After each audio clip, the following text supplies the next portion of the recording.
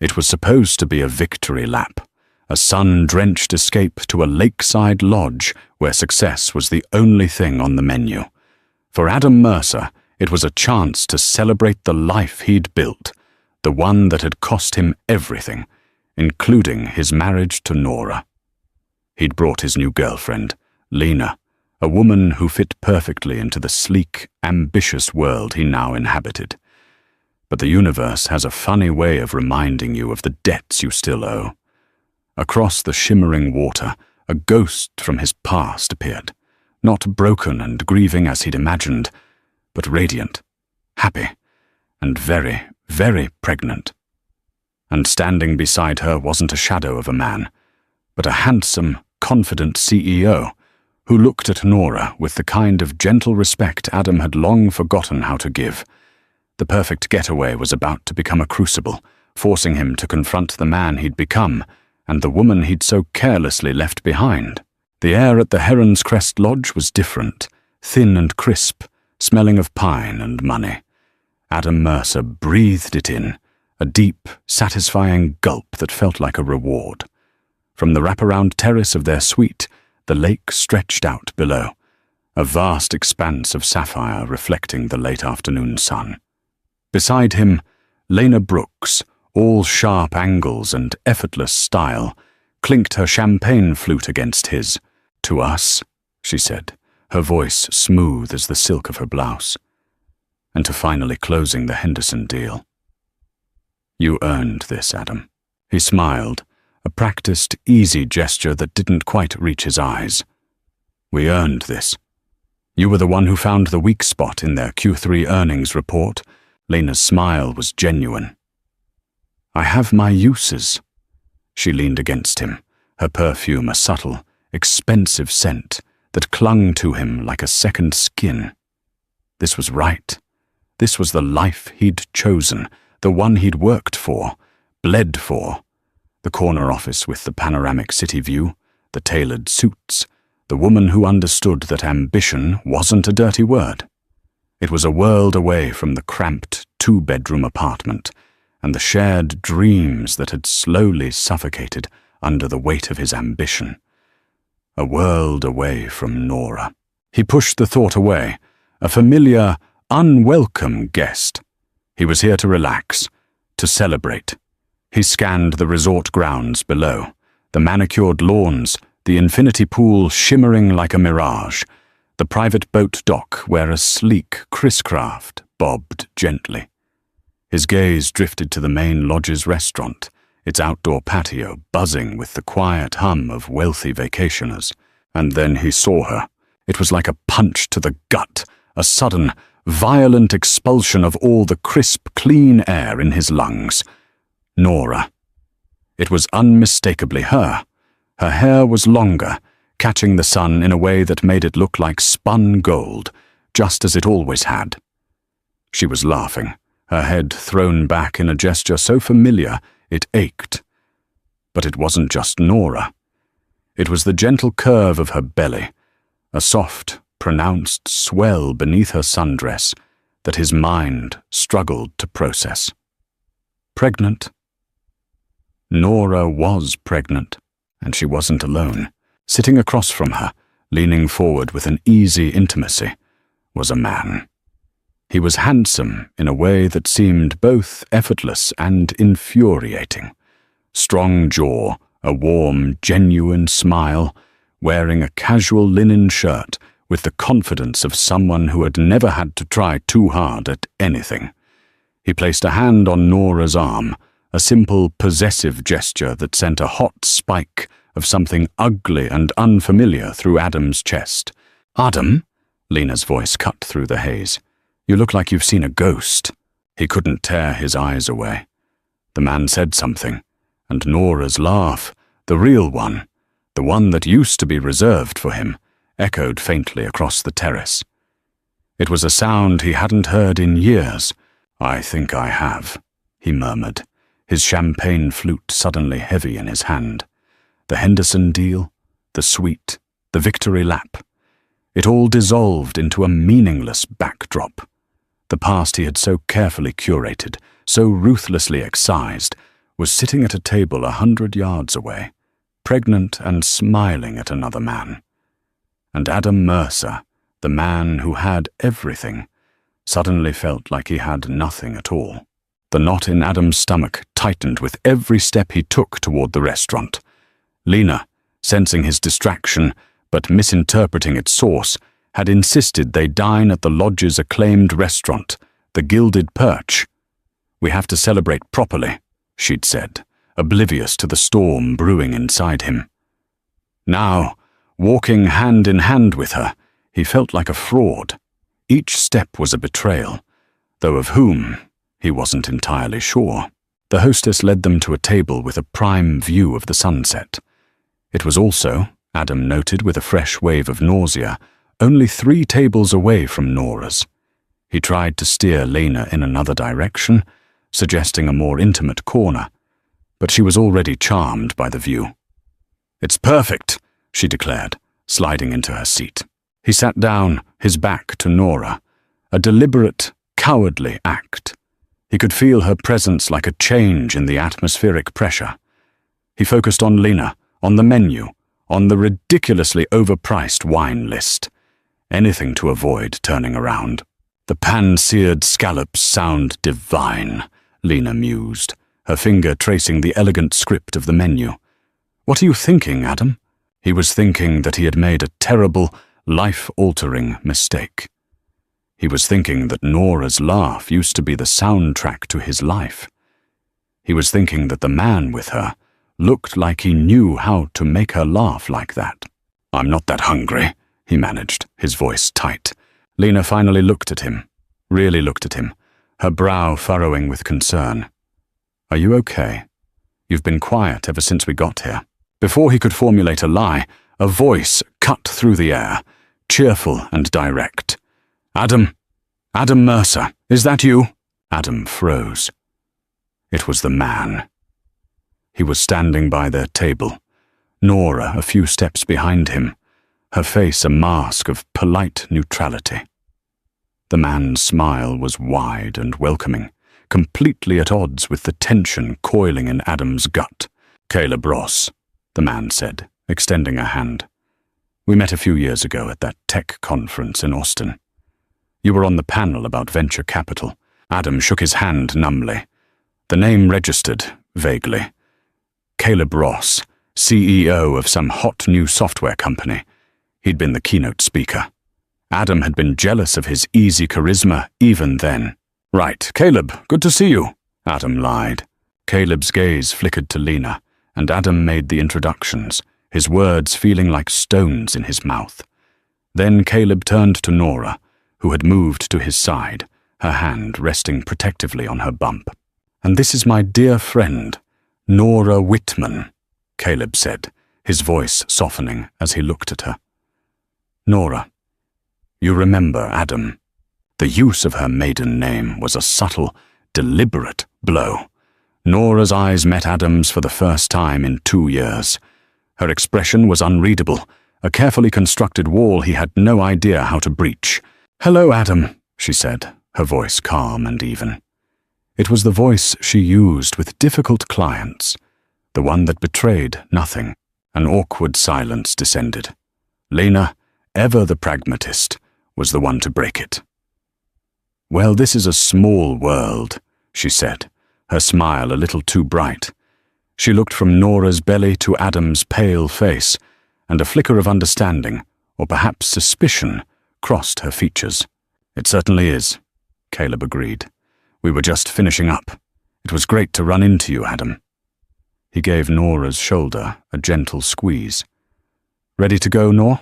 She nodded, giving Adam and Lena a final polite smile that didn't reach her eyes.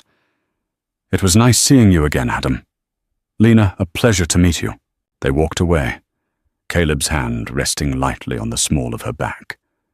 Adam watched them go, the sight of them together a physical ache in his chest. He had spent 2 years telling himself that leaving Nora was a necessary sacrifice, a casualty of his ambition. He had told himself she was better off without him, but seeing her now, pregnant, happy, and with a man like Caleb Ross at her side, he was forced to confront a terrifying new possibility. What if he was the one who was worse off without her? Sleep offered no escape. Adam tossed and turned, the image of Nora's serene, pregnant form seared into his mind. Lena slept soundlessly beside him, a world away in her own untroubled dreams. Around 2 a.m. he gave up. The suite, once a symbol of his success, now felt like a cage. He pulled on a pair of shorts and a t-shirt and slipped out, the cool night air a welcome shock to his system. He found himself drawn to the shoreline, the moon a silver disk hanging in the inky sky, its reflection shimmering on the dark, still water. The gentle lapping of the waves against the shore was the only sound. He walked along the deserted beach, the sand cool beneath his feet, his mind a chaotic whirl of regret and what-ifs. A figure was sitting on one of the large, smooth rocks that dotted the water's edge. As he got closer, his heart hammered against his ribs. It was Nora. She was wrapped in a soft blanket, her knees drawn up to her chest, gazing out at the lake. She didn't seem surprised to see him. It was as if she had been waiting. "Couldn't sleep either?" she asked, her voice soft in the stillness of the night. He stopped a few feet away, not wanting to intrude on her space. "No. My mind's a little loud tonight." They sat in silence for a long moment, the shared history between them a palpable presence. It was Adam who finally broke it, the question that had been tormenting him tumbling out before he could stop it. "You're pregnant," he said, the words sounding stupid and obvious in the quiet night. She didn't look at him. She continued to stare at the water, a small, sad smile playing on her lips. "I am. Is it Caleb's?" The question was a violation. He knew that. He had no right to ask, no right to know. But the need to understand, to place this new, impossible reality into some kind of context, was overwhelming. Nora finally turned her head, her eyes meeting his in the dim moonlight. The polite mask was gone. In its place was a weariness, a deep, bone-deep exhaustion that he recognized. It was the same look she'd had in the final months of their marriage. "No, Adam," she said, her voice devoid of anger, which was somehow worse. "It's not Caleb's. Caleb is my friend. My very good, very supportive friend, who has been there for me in ways you couldn't even begin to comprehend." The unspoken accusation hung in the air between them. He deserved it. He deserved all of it. "Then whose is it?" he pressed, hating the desperation in his own voice. Nora sighed, a long, slow exhalation. She looked back at the lake. "It's mine, Adam. Just mine." He stared at her, confused. "What does that mean?" "It means," she said, turning back to him, her gaze steady and unwavering, "that after you left, after I finally accepted that the future we had planned was never going to happen, I decided to build a new one, on my own terms. It means I went to a clinic. It means I chose a donor. It means I'm having this baby by myself, for myself, because I was tired of waiting for a man to decide if I was worthy of being a mother." The words hit him with the force of a physical blow. A donor. She had chosen to have a baby with a stranger rather than with him. Of course, he'd been the one to leave. He'd been the one who said he wasn't ready, that his career had to come first. He'd made his choice. And now, she had made hers. "Nora, he started, but the words died in his throat. What could he say? "I'm sorry. I made a mistake." It was all so woefully inadequate. She stood up, pulling the blanket tightly around her shoulders. "I didn't come here to rehash the past, Adam. Caleb brought me here to get away, to relax before the baby comes. I had no idea you would be here. But since you are, let me be clear. I'm happy. For the first time in a very long time, I am genuinely happy. Please don't ruin that. She walked away, leaving him alone on the moonlit shore, the sound of the waves a mocking whisper. He had thought he was the architect of his own life, the master of his own destiny. But in the space of a single evening, he had been shown the truth. He was just a man haunted by the ghost of a future he had thrown away. And that ghost was building a new life, a better life, without him. The next day was a study in forced pleasantries and simmering tension. Adam and Lena went jet skiing, the roar of the engine a welcome distraction from the thoughts churning in his head. He tried to focus on Lena's laughter, on the spray of the water on his face. But Nora's words from the night before echoed with every wave they crossed. I'm having this baby by myself, for myself. They decided to spend the afternoon by the infinity pool. It was the social hub of the resort, a sprawling oasis of blue surrounded by pristine white lounge chairs and cabanas. Adam, hoping to avoid another encounter, steered Lena toward a secluded corner. But fate, it seemed, had other plans. Nora and Caleb were already there, settled in a cabana directly across the pool. Nora was floating on a raft, her eyes closed, a serene smile on her face. Caleb was reading a book, occasionally looking up to check on her. They were a picture of domestic tranquility, and it was like sandpaper on Adam's raw nerves. Lena, who had been watching Adam's furtive glances, finally snapped. Are you going to stare at her all day, or are you going to tell me what's going on? Her voice was sharp, cutting through the lazy afternoon haze. Adam flinched. I don't know what you're talking about. Don't you? She shot back, her eyes flashing. You've been acting weird ever since we saw them last night.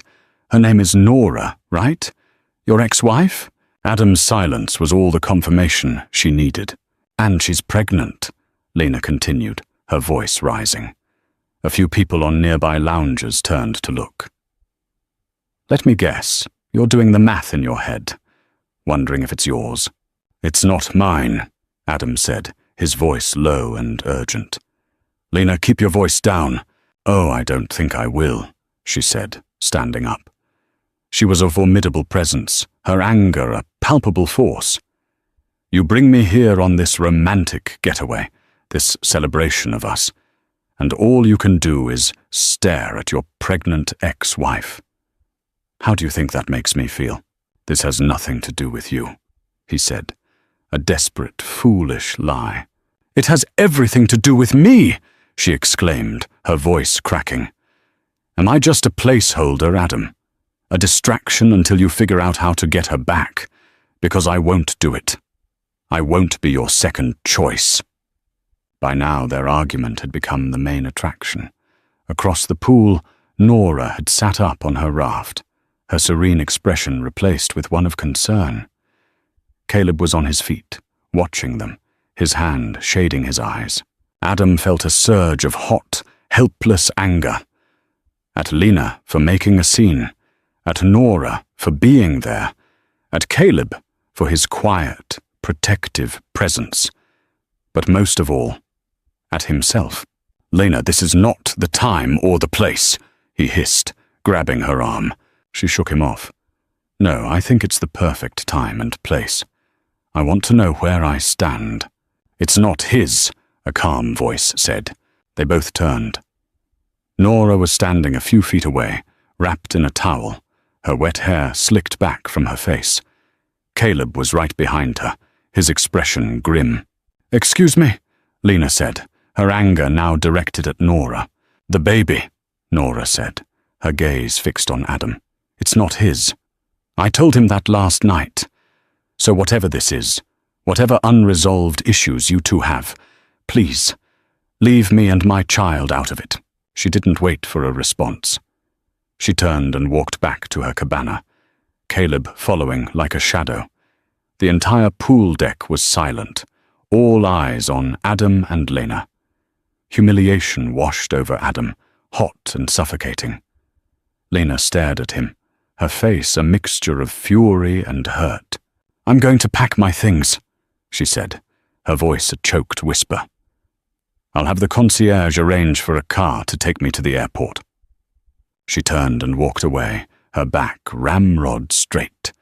Adam stood there, alone in the wreckage of his own making, the sun beating down on him, the silence of the crowd a deafening judgment. He had lost Nora once through his ambition and neglect. Now, he had lost Lena through his weakness and regret. He was a man adrift, and the shoreline was nowhere in sight. The silence in the suite was absolute. Lena was gone. Her suitcase, her designer clothes, her subtle, expensive perfume, all vanished, as if she had never been there at all. The only thing she'd left behind was a single, perfect indentation on the pillow next to his. Adam stood on the terrace, the same terrace where this nightmare had begun, and stared out at the lake. The sun was setting, painting the sky in brutal shades of orange and red, like an open wound. He had called Lena's phone 12 times, each call going straight to voicemail. He had sent a flurry of texts, a pathetic mix of apologies and excuses. There had been no reply. He had replayed the scene at the pool over and over in his mind, each viewing more excruciating than the last. Lena's hurt, Nora's quiet dignity, Caleb's protective stance, and his own pathetic, cowardly silence. He hadn't defended Lena. He hadn't explained the situation. He had just stood there, paralyzed by a past he couldn't escape, and a present he had just destroyed. A spiral of self-loathing began to tighten its grip. He thought about the day he told Nora he wanted a divorce. He had framed it as a kindness. "You deserve someone who can put you first," he'd said, as if he were granting her a favor. He'd painted himself as a martyr to his career, a man making a noble sacrifice for his ambition. What a lie. He had been a coward, too afraid to admit that he was no longer the man she had married, that he had traded their shared dreams for the empty promise of a corner office. He remembered the way she had looked at him, not with anger, but with a profound, heartbreaking disappointment. "I never asked you to choose, Adam," she had whispered. "I just wanted to be part of the journey." He had left her with a generous settlement, thinking that money could somehow absolve him of his sins. He had thrown himself into his work, filling the void she left with 100-hour weeks and multi-million-dollar deals. He had started dating Lena, a woman who was as ambitious and career-focused as he was. It was easy. It was uncomplicated. It required nothing of his heart. And now, here he was, in a luxury resort that was supposed to be a monument to his success, and all he could feel was the crushing weight of his failures. He had not only broken Nora's heart, he had stolen her future, her chance at a family. And in her strength, in her resilience, she had taken it back. She had gone out and built a new life, a new future, on her own terms, with a courage he could only marvel at. She was having a baby, not out of spite, but as an act of profound self-love. An act that highlighted everything he lacked. The phone on the bedside table rang, jolting him from his reverie. He lunged for it, a desperate hope flaring in his chest. Lena. But it wasn't Lena. It was his business partner, Mark. "Adam, just calling to say congratulations again on the Henderson deal. You're a legend, my friend. A legend." The praise felt like acid in his ears. "Thanks, Mark," he said, his voice hollow. "So how's the victory lap? You and Lena having the time of your lives?" Adam closed his eyes. "Something like that. Well, don't have too much fun. We've got that quarterly review with the board on Monday. They're expecting big things. Big things." The words echoed in the empty suite. He had chased big things his whole life, and in his relentless pursuit, he had lost all the small, important things that truly mattered. He had become a legend in the boardroom and a ghost in his own life. He ended the call and sank onto the edge of the bed, the setting sun casting long, dark shadows across the room. The guilt was a physical thing, a heavy cloak that threatened to suffocate him. He had made a mess of his life, a tangled, ugly knot of his own making. And for the first time, he had no idea how to even begin to untangle it. The next morning, Adam checked out of the Heron's Crest Lodge. The concierge gave him a sympathetic look, the kind reserved for the recently dumped. The drive back to the city was a 5-hour blur of grey highway and self-recrimination. The silence in the car was a breeding ground for regret. Back in his sterile, minimalist apartment, the emptiness was even more pronounced. Lena's absence was a gaping hole. A few of her things were still there. A book on the nightstand, a bottle of face cream in the bathroom. Each one was a tiny dagger to the heart. He spent the next 2 days in a self-imposed exile, ignoring calls from work and texts from concerned friends. He sat at his sleek, glass and chrome desk, the city lights twinkling mockingly outside his floor-to-ceiling windows, and tried to write. He started with Lena. Lena, I don't know what to say, except that I am so sorry. You were right about everything. I was a coward. I was so caught up in my own past that I couldn't see the incredible woman right in front of me. I ruined what we had, and I will regret that for the rest of my life. You deserve so much better than the mess I've become. He read it over. It was true, every word. But it felt hollow, inadequate. A string of words couldn't undo the public humiliation, the casual cruelty of his distraction. He deleted the entire message. He tried again, this time with Nora. This was the harder letter, the one that was 2 years overdue. Nora, I saw you at the lake. I know this is the last thing you want to hear from me, but I need to say it. I am so sorry. For everything. For the way I ended things. For the man I became. For the pain I caused you. Seeing you so happy, so strong, so complete, it made me realize what a fool I've been. You're going to be an amazing mother. You always were the one with the biggest heart, the one who knew how to love without reservation. I was the one who was lacking. I was the one who was afraid. I don't expect your forgiveness. I don't deserve it. I just wanted you to know that I see you. I finally see what I lost. He stared at the words on the screen, his vision blurring with unshed tears. It was the most honest thing he had written in years. It was also a confession of his own profound failure. He imagined her reading it. What would she feel? Pity? Anger? Or worse, indifference? The thought of his apology being met with a shrug was more than he could bear. He copied the text, pasted it into an email draft, and then let his cursor hover over the send button. His finger trembled. Sending this felt like a final, irrevocable admission of defeat. It was an acknowledgement that her new life, the one she had built from the ashes of their marriage, was better off without him in it. He couldn't do it. He closed the laptop, the unsent apologies trapped in the digital ether. He was a man who built his career on bold, decisive action. He could close a multi-million-dollar deal without breaking a sweat. But when it came to his own heart, his own life, he was paralyzed. He walked to the window and looked out at the city he had conquered. The glittering towers, the endless streams of traffic. It was all a testament to his ambition, his drive. But from this height, he couldn't see the people, only the lights. It was a kingdom of his own making, and he was its lonely, solitary king. The apologies remained unsent, a testament to his cowardice. He had built a life of glass and steel, but his foundation was crumbling to dust. The email to Nora remained in his drafts folder, a digital ghost haunting him. The one to Lena was deleted, an acknowledgement that some damage is irreparable. A week after his return from the lake, Adam walked into his office, took one look at the Henderson deal file sitting on his desk, and felt nothing. The thrill was gone.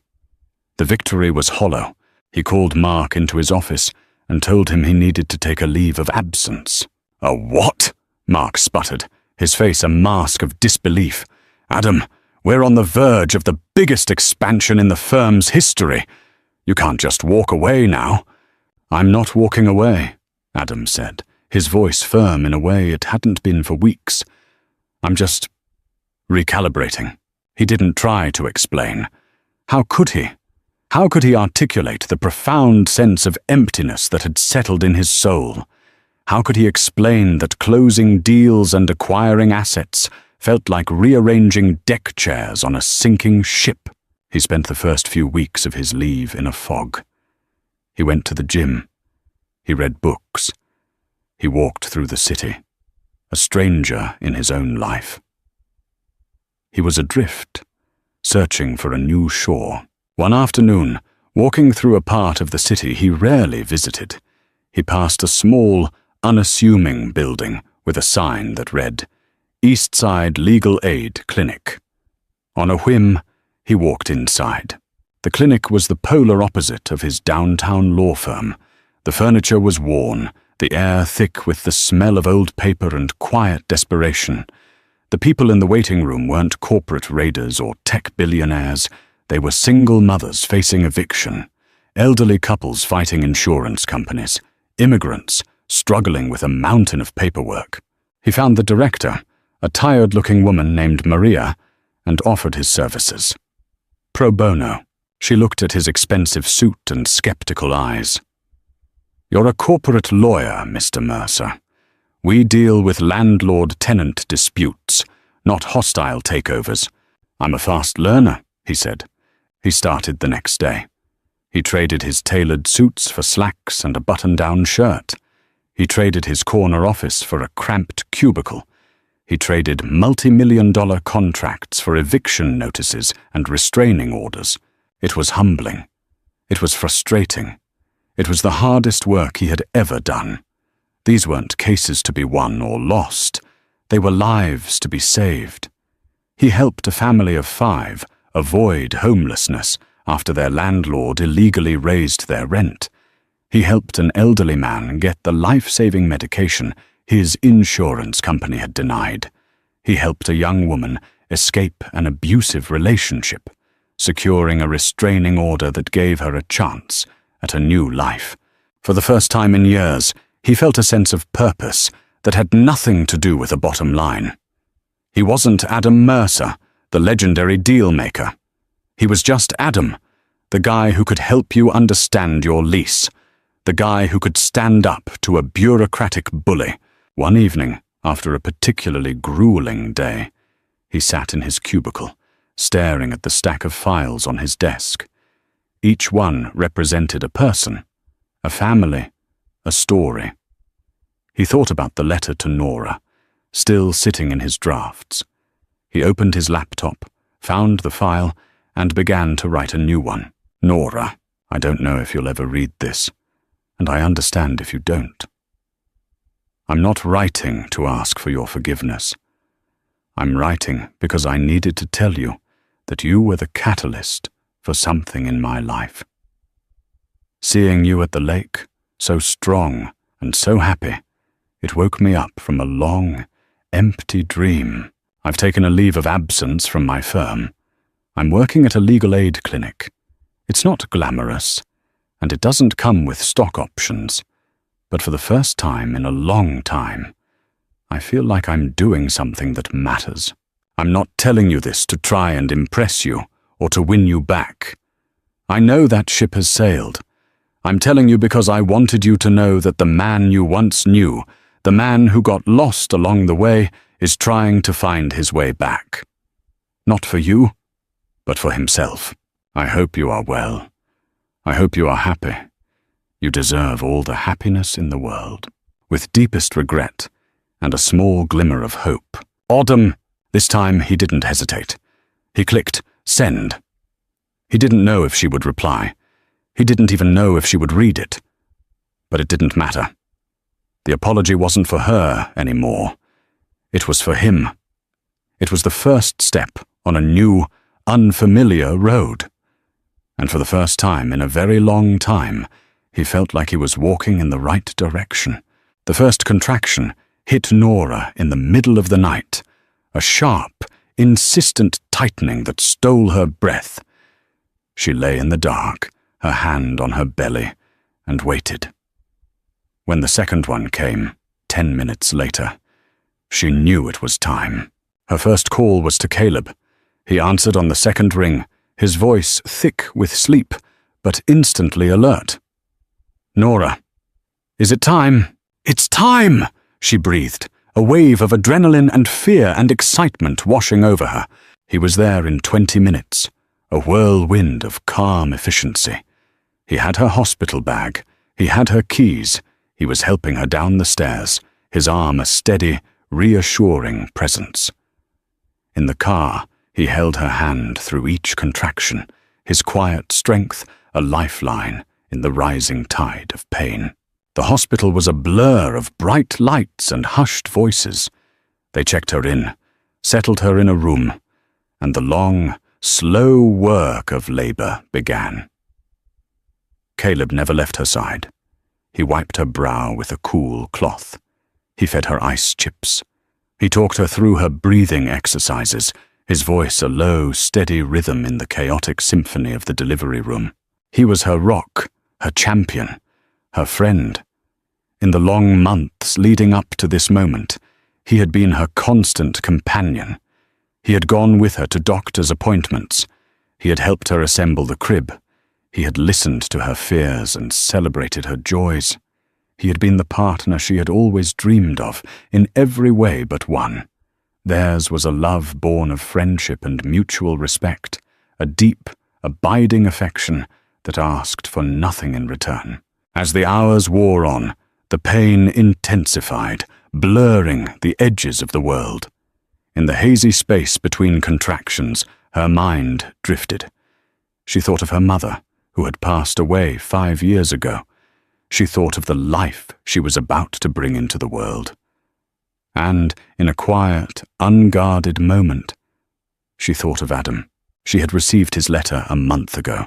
She had read it and reread it, a strange mix of emotions swirling within her. There was a part of her, a small, wounded part, that was gratified to know he was suffering. But the larger part of her felt a surprising sense of peace. He was finally seeing the world, and himself, with clear eyes. He was trying to be a better man. She was happy for him, in a distant, detached way. His journey was his own now. It no longer had anything to do with her. "One more push, Nora. You can do this." The doctor's voice brought her back to the present.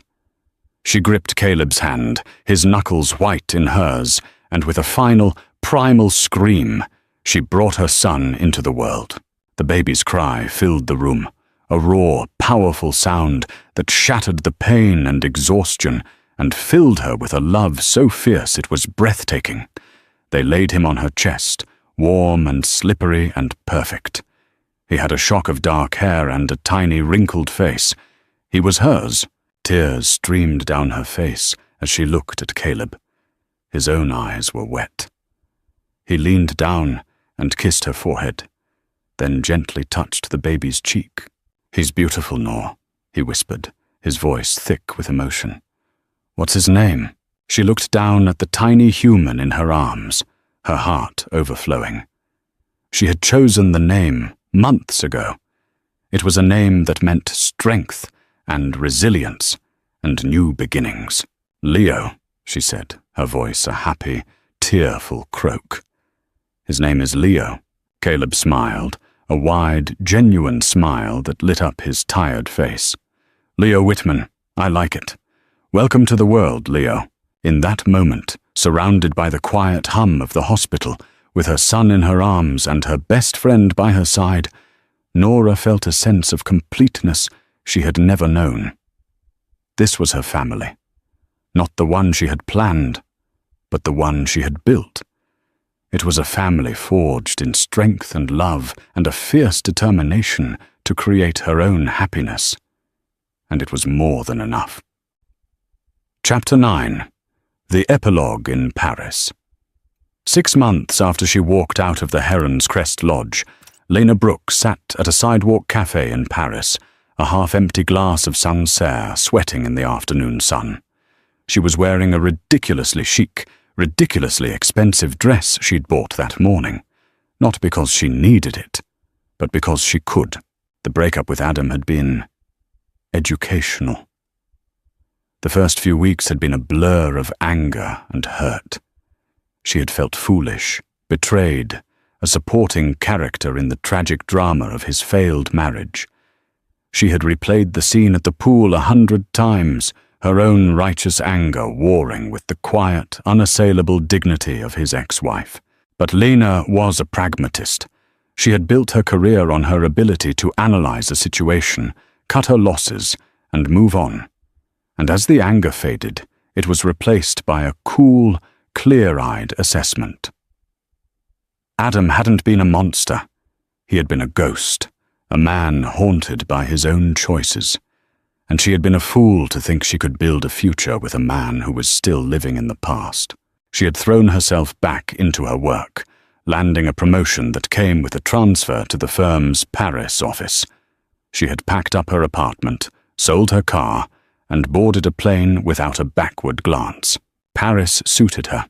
It was a city that, like her, did not apologize for its own beauty or its own ambition.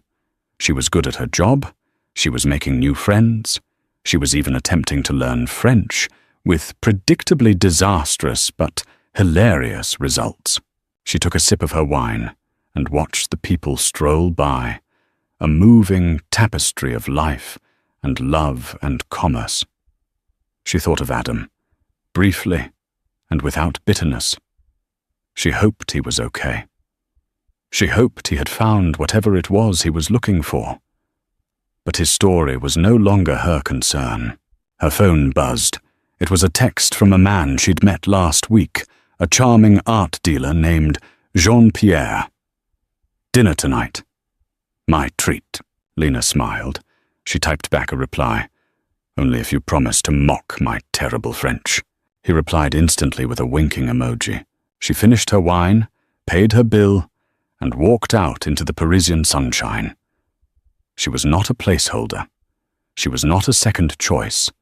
She was Lena Brooks, and she was the main character in her own story.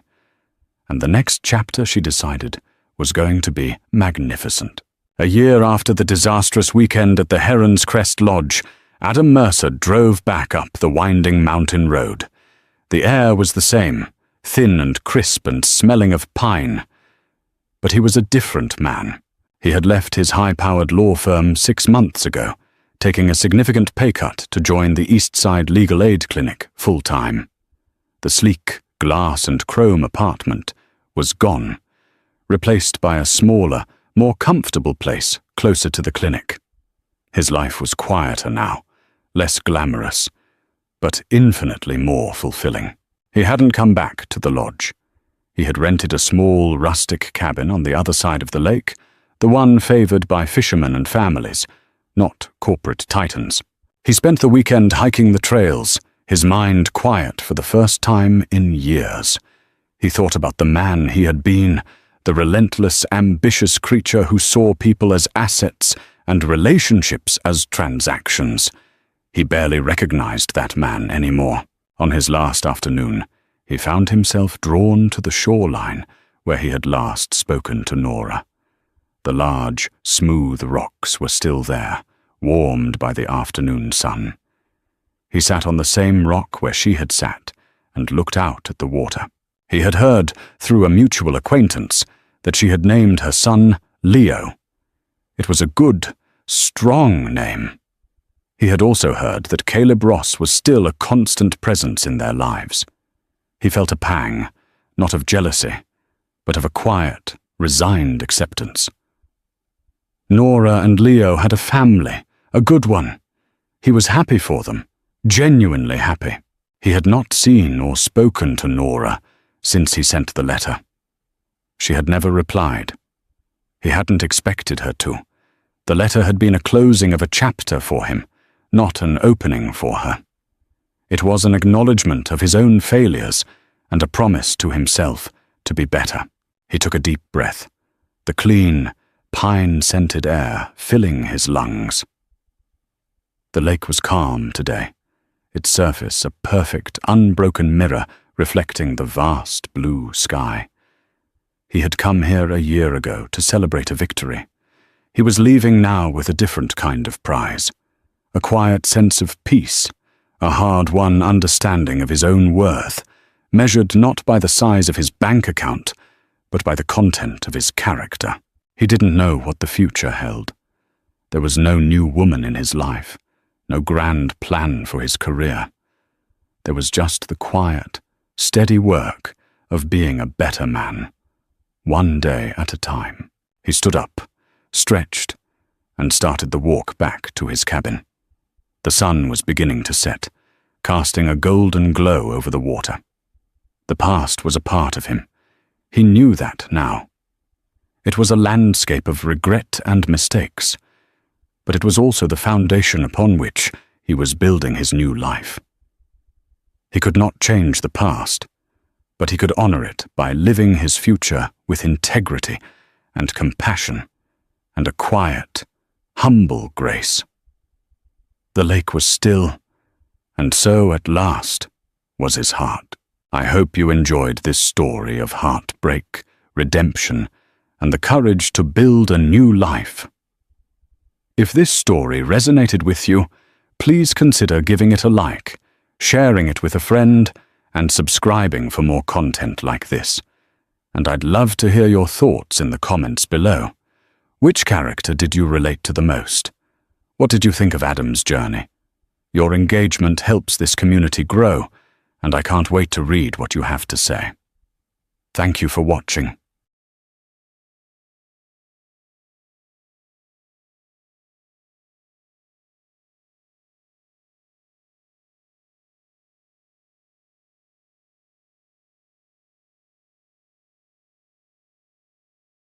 And that wraps up today's story. Now we want to hear from you. Where are you watching from? Drop your city or country in the comments, and let's see how far these stories reach.